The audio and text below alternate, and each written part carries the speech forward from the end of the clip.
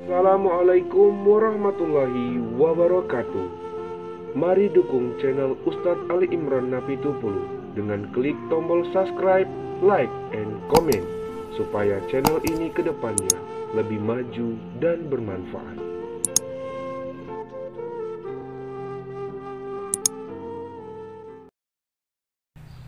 Assalamualaikum warahmatullahi wabarakatuh. Waalaikumsalam warahmatullahi wabarakatuh. Sahabat Arkanuddin, kita berjumpa kembali dalam acara 1 jam bersama Pondok Pesantren Arkanuddin. Saat ini kita akan berbincang tentang pendidikan di Pondok Pesantren Arkanuddin, Sidomulyo, Desa Pulodogom, Kecamatan Kuala Hulu, Kabupaten Labuhan Batu Utara. Saat ini bersama kita Buya Ali Imran Napitupulu sebagai narasumber pada hari ini. Selanjutnya kita kenalkan narasumber berikutnya, salah satu alumni dari Pondok Pesantren yang saat ini melanjutkan pendidikan di Universitas Negeri Medan. Dan selanjutnya ini adalah Marisa Napitupulu. Beliau juga salah satu alumni yang saat ini proses pendidikan masih dalam proses pendidikan.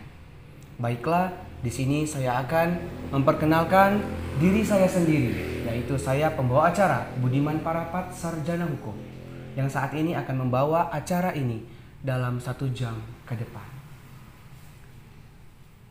Bertanya sedikit boleh sebelum kita lanjut ke acara berikutnya, terutama Buya. Buya, saat ini kita banyak melihat beberapa program yang terjadi di pondok pesantren. Sampai saat ini saya pengen tahu Buya, sebelum kita kenalkan narasumber berikut ini, saya mau bertanya Buya, harapan Buya ke depannya untuk pondok pesantren itu apa Buya? Yang pertama, harapan kita di pondok pesantren ini sesuai dengan visi pondok pesantren itu sendiri. Bagaimana caranya kita bersama-sama di pondok pesantren ini mengkader generasi muda untuk menjadi insanun kamil. Itulah tujuan pondok pesantren dan harapan saya selaku pribadi pimpinan pondok pesantren. Itulah harapan kita buat bangsa negara yang kita cintai ini. Artinya kita memperjuangkan generasi bangsa ini. Kita memperjuangkan anak-anak muda terutama yang kita bina remaja di pondok pesantren ini menjadi manusia yang berakhlakul karimah, berbudi pekerti. Itulah harapan kita di pondok pesantren ini. Jadi pemirsa, harapan Buya itu tidak banyak, hanya saja menjadikan insanul kamil, gitu ya Buya? Sungguh mulia sekali, luar biasa. Baik, selanjutnya kita akan masuk ke acara berikutnya, yaitu sebagai alumni Ade Safitri Boru Marpau. Benar sekali? Benar. Saat ini mengambil jurusan Bimbingan dan konseling. bimbingan konseling di Universitas Negeri Medan. Iya. Wow, luar biasa. Untuk anak kami Ade Safitri selaku narasumber pada hari ini, kami persilahkan dan memberitahukan kepada seluruh pemirsa bahwasannya Ade Safitri Boru Marpau boleh bertanya Terima kepada kasih. Buya. Terima kasih Mister sebelumnya. Assalamualaikum warahmatullahi wabarakatuh. Waalaikumsalam warahmatullahi wabarakatuh. Terima kasih kepada Mister Budiman Parapat Sarjana Hukum yang telah memberikan waktu untuk saya untuk berbincang-bincang kepada Buya Ali Imran Napitupulu selaku pimpinan Pondok Pesantren Arkanuddin. Di sini saya Ade Safitri, alumni angkatan 2017 dari Pondok Pesantren Arkanuddin, selaku saat ini melanjutkan pendidikan di Universitas Negeri Medan. Jadi Buya, selama saya sudah tamat dari pondok pesantren ini, di lingkungan Universitas Negeri Medan banyak yang bertanya-tanya kepada saya bagaimana filosofi pondok pesantren Arkanuddin itu dan bagaimana proses belajar mengajarnya. Jadi di setiap di lingkungan itu Buya, saya ingin menjawabnya, saya masih bingung dengan jawaban apakah itu nanti jawaban saya benar atau salah. Oleh karena itu Buya, saya ingin mencari kepastian yang benar dari pertanyaan-pertanyaan oleh orang di sekitar lingkungan itu. Saya persilahkan kepada Buya untuk memberikan saya jawaban-jawaban yang bisa saya jawab kelak nanti kepada lingkungan orang-orang di lingkungan Pondok Pesantren Arkanuddin. Saya silahkan Buya. Terima kasih. Ini begini, pertanyaan seperti ini bahkan jangankan di universitas, bahkan di masyarakat pun banyak yang mempertanyakan bagaimana cara kita mendidik anak-anak di pondok pesantren ini. Yang pertama, kita selalu menyebut pondok pesantren kita ini pondok pesantren klasik. Artinya apa? Pondok pesantren klasik itu adalah pondok pesantren yang tetap berpegang teguh kepada nilai-nilai agama. Ataupun biasa kalau istilah kata orang zaman sekarang pesantren-pesantren kuno, pesantren-pesantren yang sudah lama. Budaya yang lama itulah yang tetap kita lestarikan sampai sekarang. Walaupun gaya kita di pondok pesantren ini bukan gayanya yang lama sekarang. Tapi yang lama itu, yang klasik itu adalah cara belajarnya. Artinya ilmu itu dari dulu sampai sekarang berkembang iya, tapi berubah tidak. Artinya di pondok pesantren ini kenapa saya katakan seperti itu? Najis ada 3 macam, ini contohnya. Dari dulu nenek moyang kita mempelajari agama Islam sampai sekarang ya tetap 3 juga, gak pernah berubah jadi 4. Ya tetap najis berat, najis ringan, dan najis pertengahan. Ya artinya kenapa? Itulah yang kita ajarkan di pondok pesantren ini. Kita mengajar kitab-kitab klasik, kita mengajar kalau bahasa pesantrennya biasa disebut kitab kuning. Artinya apa? Supaya anak-anak yang masuk ke pondok pesantren ini belajar Islam itu tidak separuh. Kenapa kita tetap mempertahankan belajar kitab-kitab klasik itu? Kenapa tetap itu yang kita tumbuhkan, itu yang kita tonjolkan, itu yang kita kembangkan di tengah zaman sekarang ini? Mungkin banyak sebagian orang menganggap susah. Apalagi di zaman modern sekarang ini kita masih tetap belajar kitab-kitab yang gundul, kitab-kitab yang tidak berbaris. Tetapi kalau secara detil, secara rinci kita berpikir, contoh kita lihat sekarang di negara tercinta ini. Banyak sekarang paham-paham bertentangan satu dengan yang lain. Bid'ahkan sana, salahkan sini, haramkan sana. Itu kuncinya satu. Kenapa? Karena kita tidak belajar Islam itu secara utuh. Contoh, mungkin banyak orang belajar Islam itu kan kita belajar Islam hanya sebatas teori, hanya sebatas kulit, tapi inti tidak. Artinya ketika kita paham betul agama itu, kita mengerti benar Islam itu, kita sulit untuk menyalahkan orang lain. Nah, itulah yang kita ajarkan kepada generasi muda, anak-anak kita di pondok pesantren ini. Artinya apa? Mereka berislam itu harus total. Mereka berislam itu harus utuh. Mereka berislam itu kalau bahasa Qur'annya kafah. Artinya dari ujung kaki, dari sampai ke ujung kepala, mereka harus mengerti apa itu Islam. Contoh, di gaya zaman sekarang inilah. Kenapalah ada sebagian, tapi sebagian kecil orang, ya kan? Melihat orang yang beda akidah musuh. Karena dia tidak mengerti Islam itu apa. Islam itu rahmatan lil alamin. Rahmat bagi sekalian alam. Bukan cuma yang satu akidah yang kita lindungi, yang kita payungi. Berbeda akidah pun, ya kita harus lindungi. Selagi dia benar dan tidak memerangi kita.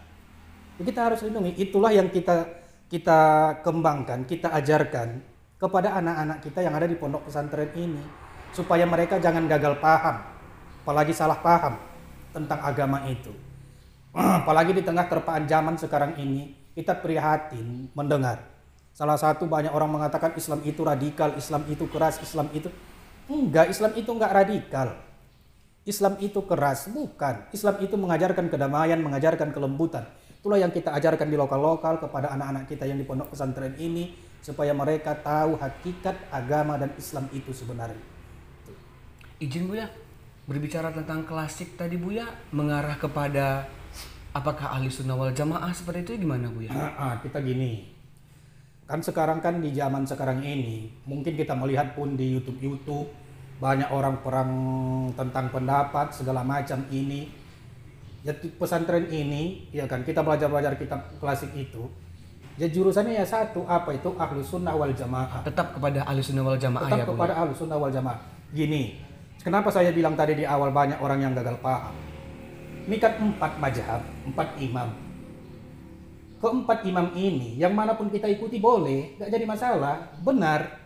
Tapi sekarang kan dipertentangkan. Siapa yang mempertentangkan keempat mazhab itu? Orang yang dangkal pengetahuannya di bidang agama itu. Dan keempat-empatnya itu adalah ahlus sunnah wal jamaah. Mau ikut Syafi'i seperti kita ini, Imam Syafi'i, Muhammad bin Idris bin Syafi'i, ya silahkan. Mau ikut Imam Maliki, tafadhol. Mau ikut Imam Hambali, boleh. Mau ikut Imam Hanafi, ya nggak apa-apa. Nah, sekarang kan kita bingungnya, bahkan ada lagi orang sekarang, ya kan? Ngapain kita ikut ulama? Aku langsung ke Quran, aku langsung ke Nabi. Aku cuma berpegang cuma Quran dan hadis. Ya, apakah boleh orang seperti itu? Boleh, tapi siapa yang mampu? Siapa yang mampu kalau kita dalam hidup ini tidak mengikut para ulama? Bahkan sekarang lagi naibnya kita lihat, bahkan ada lagi sebagian zaman sekarang itu yang menyalahkan pendapat Imam Syafi'i. Kan kita kan memikirnya rasaku gak sampai pikiran kita ke situ. Kalaupun ada, mungkin pendapat Imam Syafi'i itu yang salah menurut kita. Tapi kalau saya pribadi, bukan Imam Syafi'inya yang salah. Kalau menurut, bukanlah Imam Syafi'i itu luput dari kesalahan. Tapi kalau menurut saya pribadi, bukanlah Imam Syafi'i itu yang salah. Tapi pengetahuan kita tentang agama itu yang kurang. Maka silahkan mau ikut imam mazhab yang 4 itu. Tetap ahlus sunnah wal jamaah. Satu, ini penting saya tekankan. Apalagi di zaman sekarang ini. Kita di zaman sekarang ini berislam ini maaf sering terjadi di masyarakat. Masjid sana dengan masjid sini nggak sepaham, iya kan? Kenapa saya katakan seperti itu? Bahkan dangkalnya ilmu pengetahuan Islam. Kita ini maaf cakapnya, kita banyak Islam turunan. Tapi kalau kita sampaikan ini ke masyarakat nggak nerima. Tapi belajar Islam secara utuh orang payah mau. Jumpa nanti yang maaf cakapnya, yang celananya agak naik sedikit, jingkrak, kita anggap dia bukan satu akidah sama kita. Kita anggap dia lain paham sama kita. Kita aneh melihat dia. Artinya kenapa? Karena kita tidak kapah di dalam memahami Islam itu. Kapah itu Buya, padakan yang ada atau gimana Buya? Kapah itu total. Utuh. Utuh itu, ya kita harus tahu Islam itu seperti saya katakan tadi, kita Islam itu kebanyakan, maaf cakapnya, kita Islam turunan. Datuk kita Islam, ayah kita Islam, lalu kita Islam. Tapi kita tidak menggali, belajar Islam itu apa sebenarnya. Sumbernya seperti itulah ya Buya. Kebenaran agama itu, asli agama itu, artinya kita tidak mau menggali Islam itu secara dalam dan tidak mau belajar. Izin Buya, ingin mengulang. Berarti pandangan Buya terhadap ini ada 4 imam, Maliki, Hambali, Hanafi, sama Syafi'i. Berarti semua umat muslim berhak ingin mengikut imam yang mana tergantung dengan keyakinannya masing-masing. Apakah seperti itu Buya? Iya. Alangkah mulianya. Oleh karena itu Buya, saya ingin bertanya lagi Buya. Bagaimana pandangan Buya terhadap proses belajar mengajar di pondok pesantren Arkanuddin ini, mau itu secara umum ataupun agamanya Buya? Terima kasih Buya. Kita belajar di pondok pesantren ini, ada sebagian orang kan, Pak Ustadz, kami pengen anak kami tahu pengetahuan umum. Ada sebagian pula masyarakat itu yang masuk, Pak Ustadz, kami pengen 80% anak kami mengerti agama. Itu lagi di pondok pesantren ini, kita belajar agama. Kita tetap belajar umum. Artinya kenapa? Tidak ada yang terabaikan. Di samping kita belajar ilmu akhirat, kita belajar juga ilmu dunia. Kenapa? Tidak semua orang nanti mau percaya dengan apa yang kita katakan. Contoh, saya selalu punya filosofi begini. Orang yang mempelajari ilmu akhirat, dia bakal hidup di dunia ini. Tapi orang yang mempelajari cuma ilmu dunia, dia cuma hidup di dunia, di akhirat nanti dia sengsara. Artinya kalau bahasa bijaknya, kalau kita nanam padi, rumput pasti tumbuh. Tapi kalau kita nanam rumput, mimpi kalau padi itu tumbuh. Artinya apa? Kalau kita tanam ilmu akhirat di dunia ini, akhirat kita selamat, dunia dapat. Tapi kalau kita tanam ilmu dunia, artinya kita cuma belajar ilmu dunia, tidak belajar ilmu akhirat. Dunianya mungkin kita dapat oke lah. Tapi akhiratnya, makanya pesan kami kepada pemirsa dimanapun berada, yakinlah. Siapa yang mencari ilmu akhirat, dia dapat dua-duanya. Dunia dia dapat, akhirat dia dapat. Dan Allah itu janji, siapa yang berilmu di antara kita, Allah akan angkat derajat kita. Beberapa derajat di antara orang-orang lainnya. Salah satunya ilmu apa yang dijanjikan Allah itu? Semua ilmu, mau ilmu pengetahuan dunia, mau ilmu pengetahuan, lebih-lebih lagi ilmu pengetahuan akhirat, yakinlah kita akan selamat.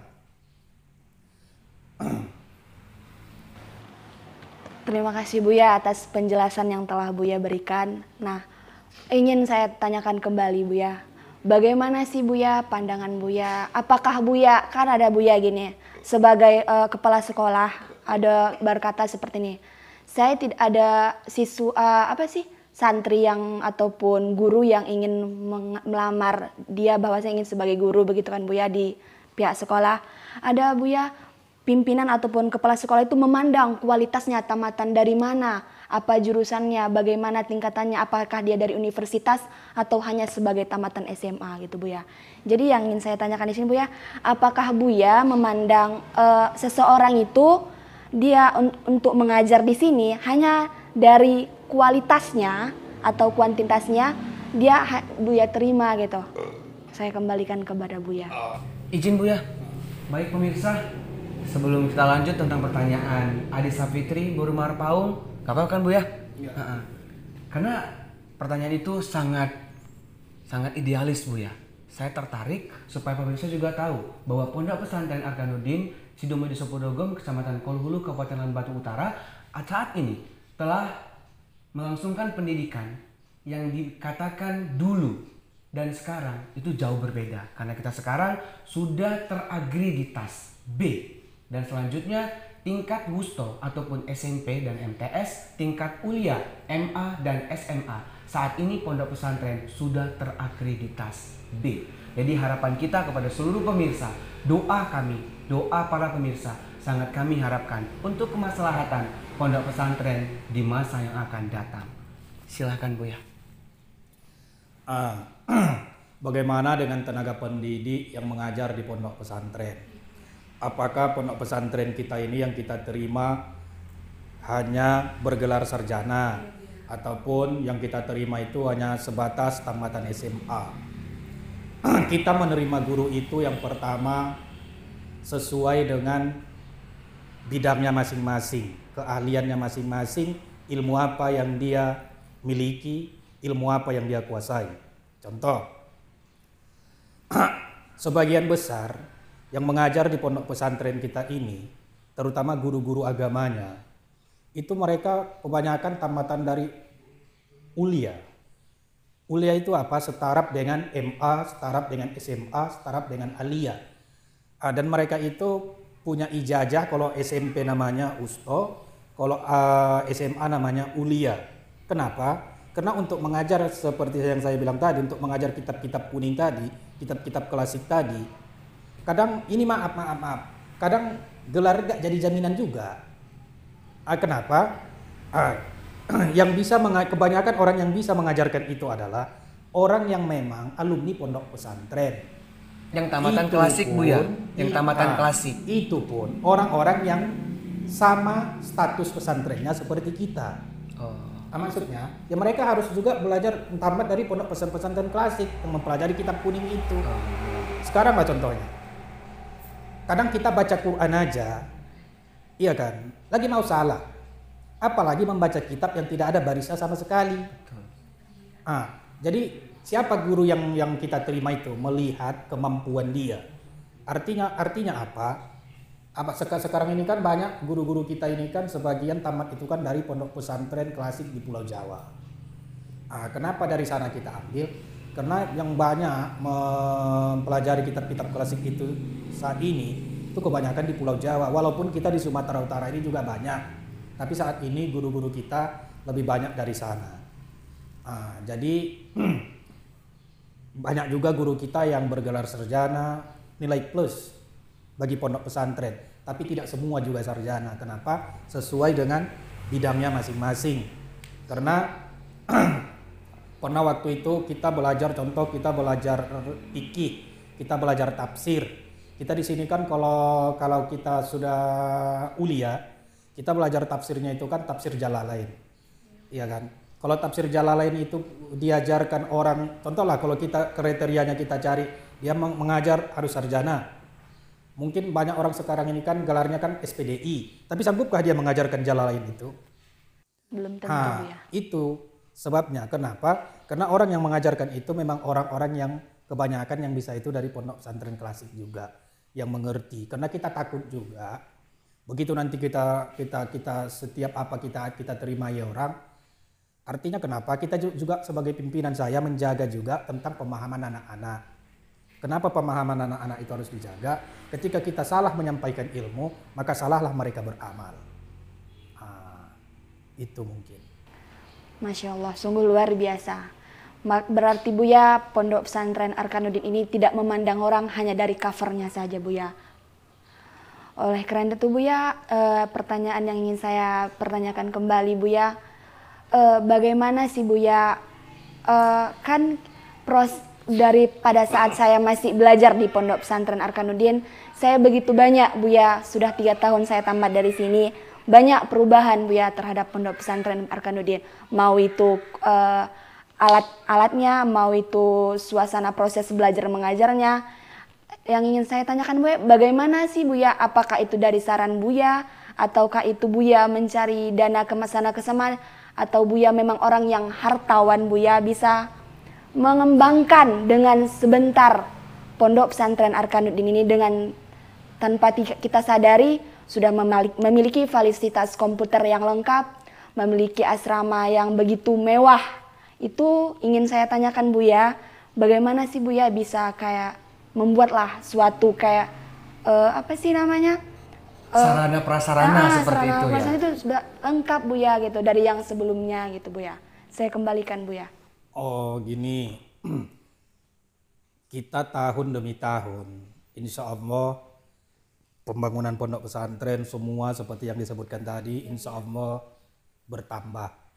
Artinya kita tambah gedungnya, tambah kita bangun, alat-alat seperti tadi komputer, kita berusaha. Tapi kalau ini pribadi, ya saya juga terima kasih kepada guru-guru yang ada di pondok pesantren ini, Ustadz wal Ustazah atas supportnya. Artinya kenapa itu bisa kita raih? Karena ada satu link kerjasama yang bagus antara saya pribadi pimpinan pondok pesantren dengan para asatis wal asatizah. Dan saya hari ini kalau ditanya masalah pondok pesantren, rasanya kalau mengucapkan terima kasih itu hanya sebatas di bibir, rasa saya kurang kepada Ustadz wal Ustazah di pondok pesantren ini. Mereka itu berjuang luar biasa. Artinya kita bisa beli itu semua, dananya dapat kita dari mana?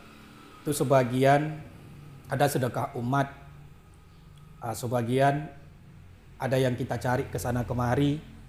Itulah dana itu kita kumpul menjadi satu, akhirnya kita bangunkan. Kan gini, pondok pesantren kita ini kan wakaf. Ini wakaf umat yang mana khusus umumnya kaum muslimin dan muslimat dimanapun berada. Ini wakaf. Artinya kenapa? Banyak orang selama ini mengira ketika ada wakaf, ketika ada sekolah berbentuk wakaf, kan sebagian hanya segelintir orang yang mengira itu kan wakaf, pengurus yang nggak jelas kesana kesini kesana, itu kan sebagian. Tapi kalau dana itu kita urus, dana itu kita kelola dengan baik, jelas. Artinya kita di pondok pesantren ini sekali setahun itu ada rapat besar, rapat akbar dengan para donatur. Artinya sekecil apapun rupiah yang mereka beri, mereka harus tahu kemana perginya. Kita buat rapat, dalam setahun itu apa perkembangan yang kita buat, berapa impak sodakoh wakaf yang kita terima, itu harus kita jabarkan ke mereka. Artinya kenapa? Mereka begitu mengasihi ke kita, jangan mereka menganggap duitnya hilang lenyap gak ketahuan. Kita gak mau seperti itu. Artinya kita kembalikan kepada mereka, kita tunjukkan tahun ini apa yang kita buat, kita beritahu kepada mereka berapa impak semua yang kita dapat pada tahun itu, dan setiap tahunnya itu siapa yang berimpak dari A sampai Z itu selalu kita bacakan. Kenapa? Kalau kita hanya ucapkan hanya nominal, contoh kita dapat tahun ini 100 juta, kan orang kan was-was dalam arti kata memang orang mengirakan 100 juta banyak, tapi ya dari mana ya kita harus sebutkan. Ada sebagian orang kan, aku Ustadz, saya Ustadz, gak pala lali sebut, begitu kan? Ya tetap kita sebutkan hamba Allah. Ya kenapa seperti itu? Supaya orang berprasangka, jangan orang berprasangka baik artinya orang percaya, umat percaya kepada kita mengolah sedekah-sedekah itu. Berarti Buya, izin Buya, kalau untuk administrasi manajemennya akuntabel ya Buya? Insya Allah. Terima kasih Buya. Cuman izin Ade Safitri Borumar Paung, saya tadi Buya ada tertarik Buya mengenai tentang tingkatan wusto dan ulia. Selama Buya menjabat sebagai pimpinan, ada tidak Buya hambatan yang Buya hadapi baik di pihak sekolah manapun, atau kan ini ada wusto Buya. Wusto itu kan bakal masuk ke jenjang ulia ataupun SMA, bisa dikatakan MAN, SMA negeri. Apa ada kendala dan solusinya bagaimana Buya? Jalan keluar untuk menyelesaikan masalah tersebut. Itu waktu, tapi di awal dulu. Iya Buya. Di awal waktu pertama kita menamatkan USTO ataupun SMP, begitu mereka kan gini, kita rencananya kan anak-anak kan di pesantren ini kan 6 tahun, USTO sama ulia, ataupun SMP sama SMA. Tapi anak-anak itu kan anak-anak santri kita ada yang cuma 3 tahun USTO saja. SMA-nya dia menyambung ke sekolah negeri, ada yang ke SMA, entah kemana-mana lah mereka menyambung. Dulu awal-awal pertamanya kita banyak juga sih tantangan dan rintangan. Begitu keluar ijazahnya USTO, ada sih sebagian anak-anak itu yang datang kembali ke pondok pesantren membawa ijazahnya kemari. Ada beberapa sekolah sih yang menolak ijazah kita. Itulah dulu cobaan kita di awal dulu. Kenapa? Karena banyak juga yang masuk ke sekolah itu alumni pesantren, menyambung aliyahnya ke sekolah itu. Tapi begitu mereka serupakan ijazahnya, beda dengan ijazah dari pondok pesantren kita. Tapi kita pada saat itu, kita sih dicoba dengan seperti itu, banyak rintangan seperti itu. Kita di samping kita was-was, tapi kita nggak terlalu was-was. Kenapa? Karena kita tahu apa wusto itu. Kita bukan coba-coba, ya memang programnya ada.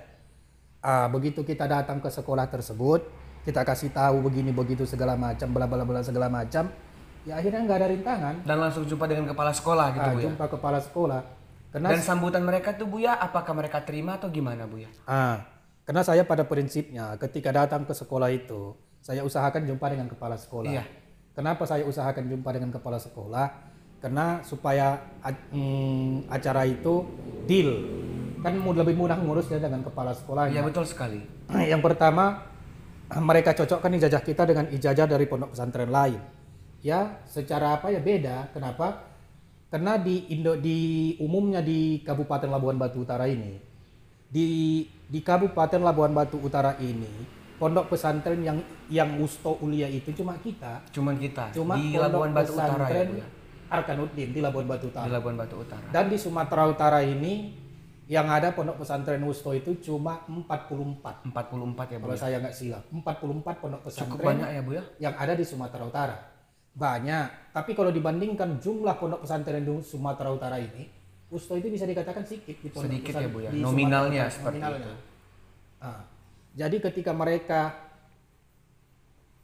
protes dengan ijazah kita datang jumpai kepala sekolahnya, kita jelaskan. Ternyata begitu mereka cek di Google, ya wusto itu online lah gitu online. ya Buya. Ya. Anak-anak pesantren online. Online. Begitu mereka cek, ya ada. Kurangnya kan gini, pondok pesantren USTO ini dan ulia ini kan yang banyak sekarang kan pondok pesantren USTO dan ulia itu di Pulau Jawa. Kalau umumnya di Sumatera Utara, khususnya di Kabupaten Labuhan Batu Utara, ini masih asing terdengar. Masih asing. Di situ aja sih masalahnya. Tapi sebenarnya kalau masalah anak itu nggak langsung nggak diterima, nggak bisa sekolah, ya nggak pernah menjadi halangan seperti itu. Seperti contohnya siapa? Ustazah ini yang tamatan alumni pondok pesantren 2017. Dia kuliah menyambung ke Universitas Negeri Medan Unimed, nggak ada hambatan, nggak ada masalah. Luar biasa ya Buya. Izin Buya, izin narasumber, pemirsa melalui channel yang saat ini kita rekam jejak seluruh kasus dan masalahnya ini, bahwasannya ada sedikit pemberitahuan tentang Pondok Pesantren Arkanuddin Sidomulyo, Desa Pulodogomo, Kecamatan Kuala Hulu, Kabupaten Labuhan Batu Utara, bahwa ijazah Pondok Pesantren Arkanuddin tingkat SMP dan SMA adalah wusto dan ulia. Dan alhamdulillah sampai sudah berdiri sekitar 11 tahun ya Bu ya. Jalan 11 tahun. Jalan 11 tahun, pondok pesantren kita sudah anaknya sudah kemana-mana. Baik ke Sumatera Utara, Riau, bahkan masuk ke sekolah negeri, masuk ke sekolah swasta. Anak kita alhamdulillah diterima tanpa ada hambatan apapun. Berarti kalau masalah tadi Bu ya, itu di awal ya Bu ya. Kalau untuk saat ini tidak ada lagi ya Bu ya. Itu di awal hanya sebahagian ketidakmengertian Masyarakat, terutama juga pihak sekolah mungkin ya Bu ya. Seperti itu ya. Karena seperti di awal tadi, karena Ustaz Mulia itu cuma baru ada satu-satunya di Kabupaten Labuhan Batu Utara baru ada Iya. Berarti Bu ya, berbahagialah ya sebagai salah satu alumni, bahkan sekarang calon penerimaan santri baru di tahun 2020 dan 2021 ya Bu ya. 2020 Iya, ya. 20 dan 21 ya tahun ajarannya. Berbahagialah. Jadi kami mengucapkan lah Bu ya. Iya. Semoga Bu ya ke depannya pondok pesantren ini semakin jaya, semakin istiqomah untuk mempelajari kitab klasik ataupun kitab kuning, begitu Bu ya? Iya. Iya. Oke, selanjutnya sebagai sarana sumber, Ade Safitri sebagai alumni Bu ya. Ada sedikit saya bertanya selaku saya sebagai pembawa acara dalam bisa dikatakan talkshow ini ya mungkin. Bisa lah ya talkshow. Saya ini pertanyaan ini tidak sulit sih sebagai alumni. Tadi di awal Ade Safitri pernah mempertanyakan kepada Buya seperti ini. Mohon maaf agak nervous karena baru pertama kali tayang di depan kamera. Ade Safitri kan alumni.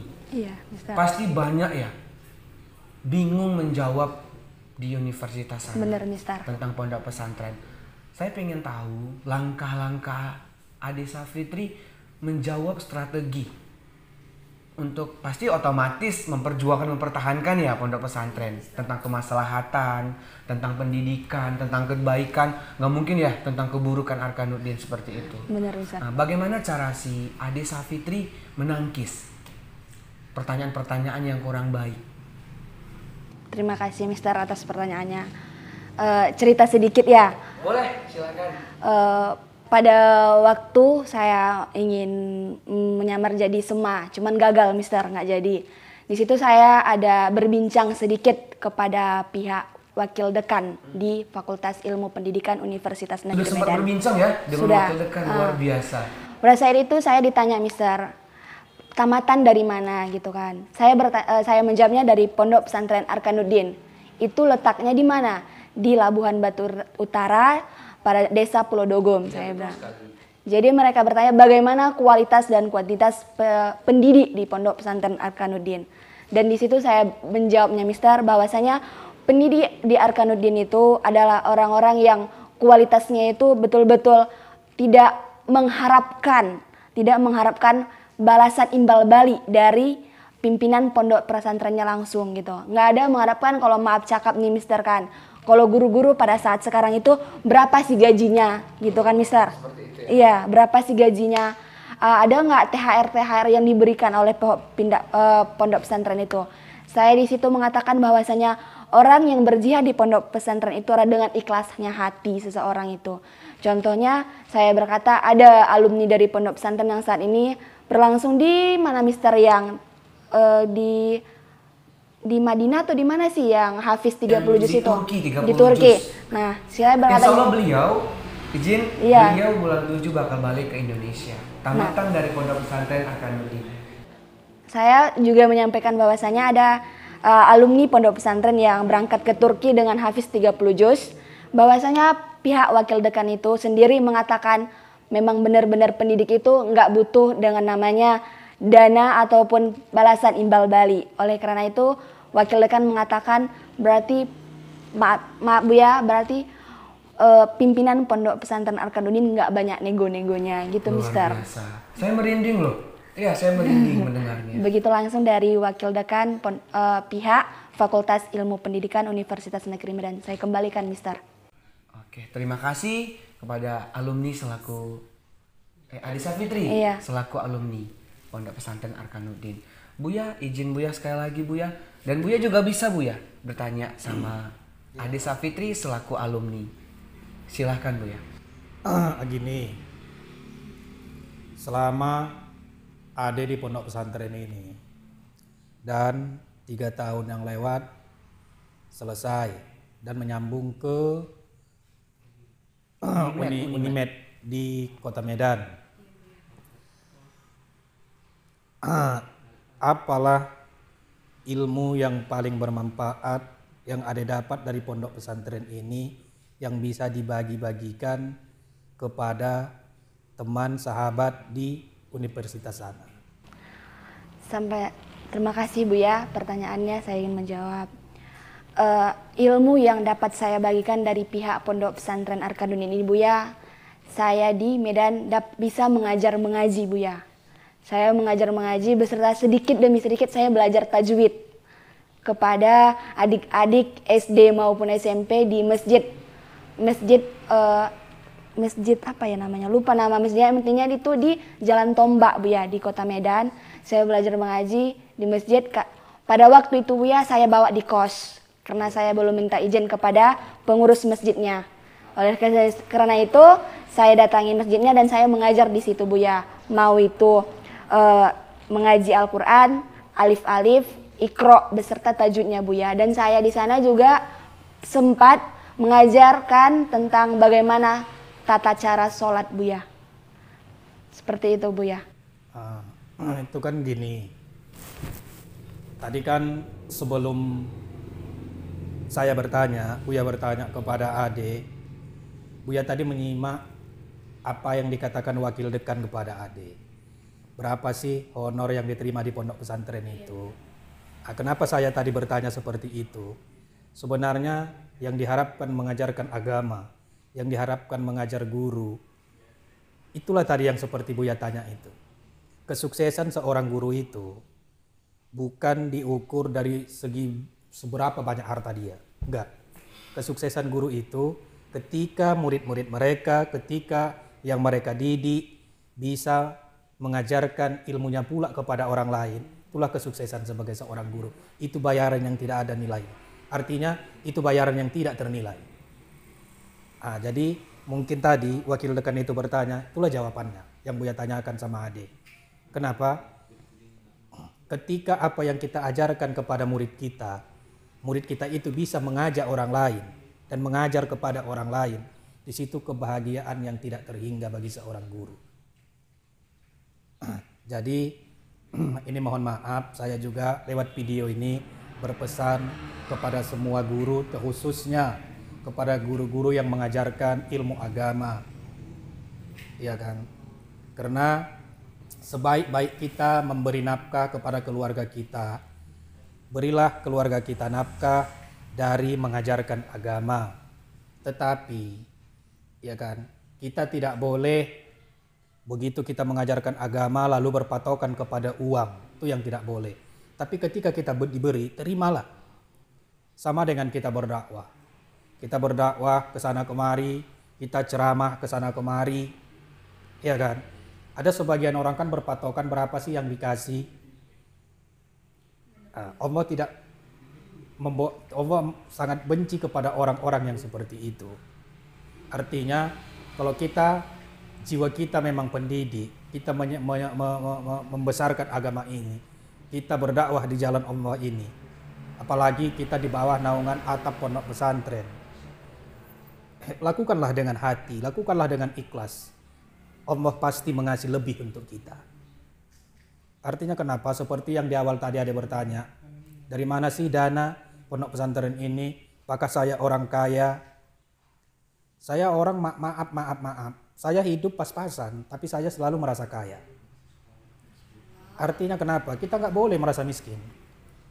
Sekarang kalau ditanya, kalau diukur berapa banyak harta saya, ya artinya ya saya hidup pas-pasan, harta pas-pasan, tapi di dalam kepas-pasan itu, ya ini kan kalau dihitung harta kita, berapa sih aset yang kita miliki? Iya Bu ya. Itu. Tapi walaupun aset saya cuma sedikit, hanya bisa bertahan hidup, tapi saya tidak pernah merasa miskin. Kenapa? Saya selalu merasa kaya. Siapa orang yang berprasangka baik kepada Allah, Allah akan baikkan hidupnya. Subhanallah. Intinya Buya, sebaik-baik manusia bermanfaat untuk orang lain. Bermanfaat untuk orang lain. Seperti itu Buya. Boleh sedikit bertanya Buya? Boleh. Jadi kan ini kan untuk penerimaan santri baru sebentar lagi Buya. Sudah berlangsung. Sudah berlangsung ya Mister ya. Alhamdulillah pondok pesantren kita tahun ini sudah tembus 2 lokal. Masya Allah.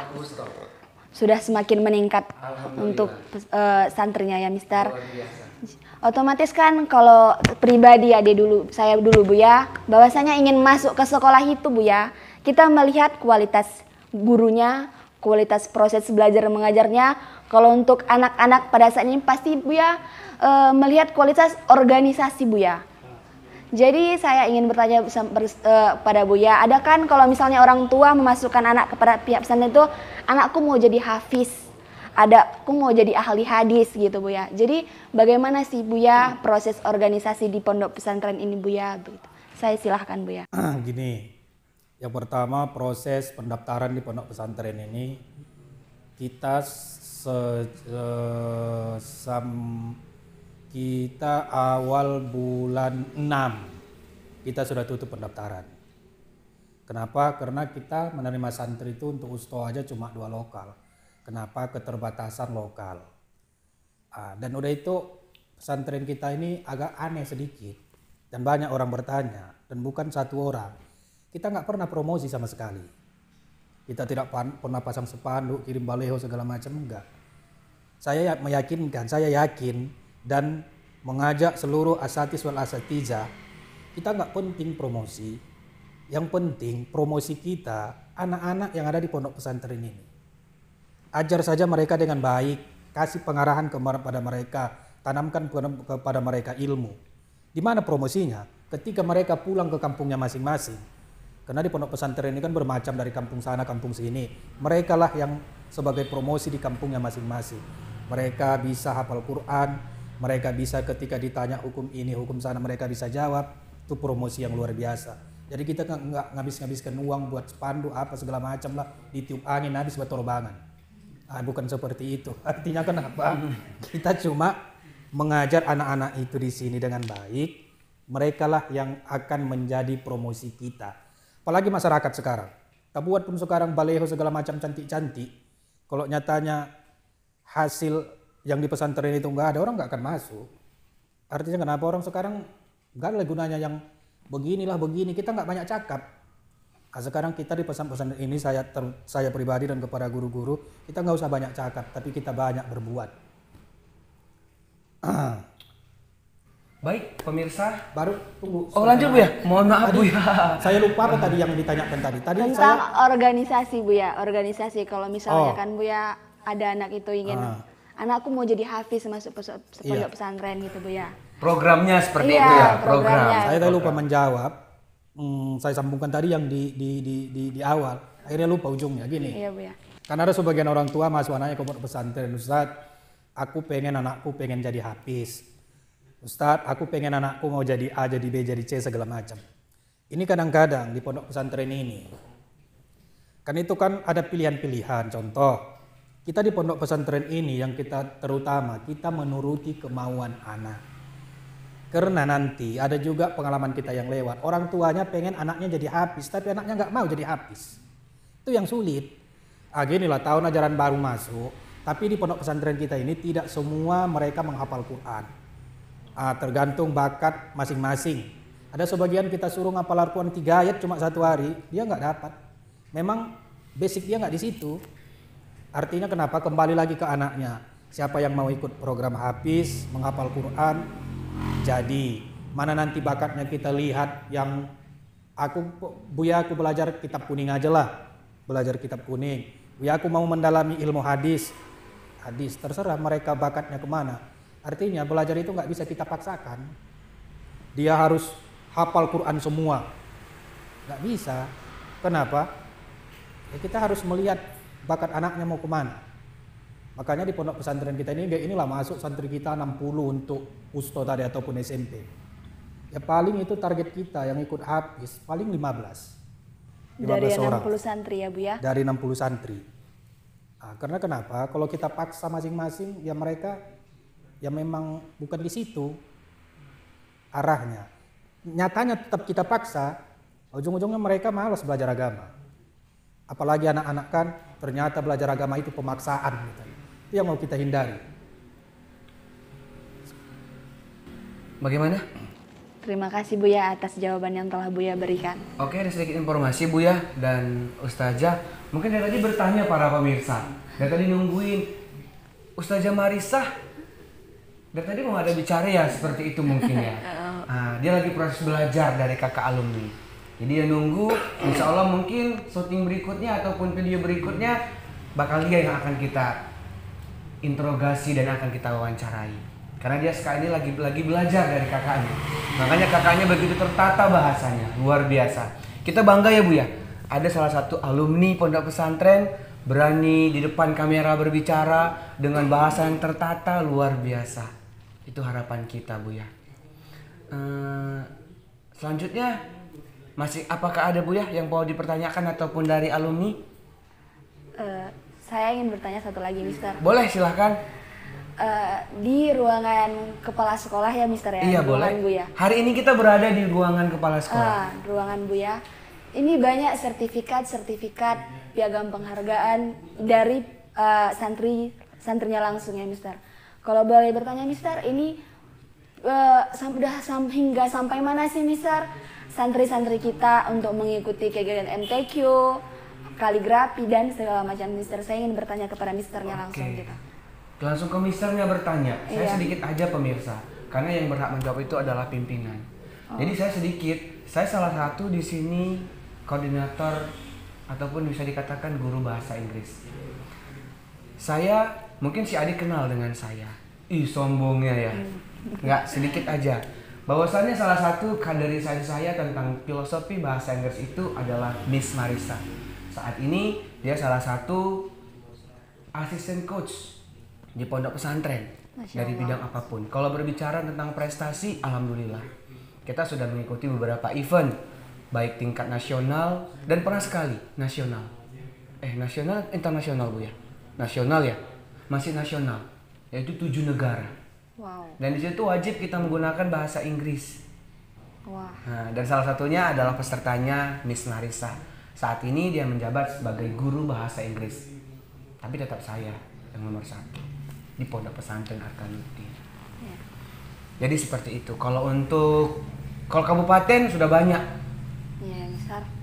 Ada prestasi culture, ada prestasi sport, and anything else. Sangat banyak seperti itu. Ada lagi? Terima kasih Mister. Mungkin dari saya untuk berbincang-bincang kepada Buya cukup sampai. Ada sedikit belum selesai. Ada apa? Tadi kan Ade bertanya sama Mister. Sekarang Buya Buya yang jawab. menjabarkan. Apakah dari agama MTQ Bu ya yang paling penting ya? Iya, Iya, Mister. seperti itu. Gini, kalau ditanya sih sampai saat ini prestasi pondok pesantren Arkanuddin mulai dari kabupaten, provinsi sampai nasional. Insya Allah bahkan anak-anak kita sudah sampai ke nasional. Kalau provinsi mungkin sudah lumayan banyak lah. Kalau di kabupaten juga begitu. Artinya kenapa?